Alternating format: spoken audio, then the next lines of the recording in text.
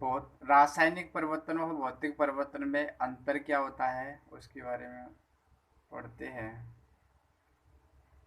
भौतिक परिवर्तन, इस परिवर्तन में नए पदार्थ का निर्माण नहीं होता है, जबकि रासायनिक परिवर्तन में नए पदार्थ का निर्माण होता है।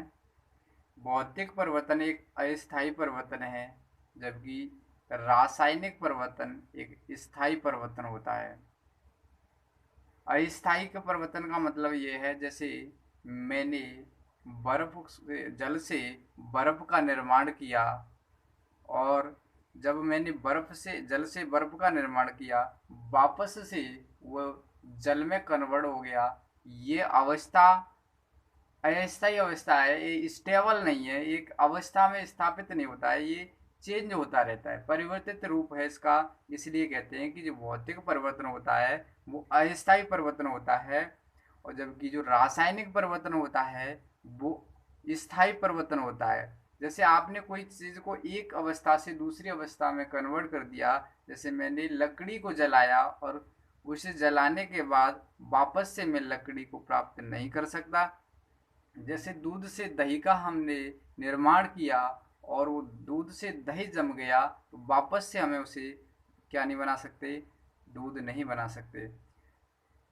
अगला पॉइंट, ये भौतिक परिवर्तन उत्क्रमणीय होते हैं। कैसे होते हैं भौतिक परिवर्तन? उत्क्रमणीय होते हैं। उत्क्रमणीय का मतलब होता है दोनों साइड से विक्रिया। जैसे जल से बर्फ का निर्माण हुआ और बर्फ से जल का निर्माण हो गया। जैसे जल का जल से हमने बर्फ का निर्माण किया, वापस बर्फ से हमने किसका बना लिया, जल को बना लिया। तो ऐसे परिवर्तन को हम क्या कहते हैं, उत्क्रमणीय परिवर्तन कहते हैं। जबकि रासायनिक परिवर्तन में कोई उत्क्रमणीय परिवर्तन नहीं होता है, क्योंकि ये एक अवस्था से दूसरी अवस्था में परिवर्तित होने के बाद ये उसी पुनः उसी अवस्था में नहीं वापस आता है। इसलिए ऐसे परिवर्तन को हम अनुत्क्रमणीय परिवर्तन या उत्क्रमणीय नहीं होता है। तो ये रासायनिक परिवर्तन में अंतर था।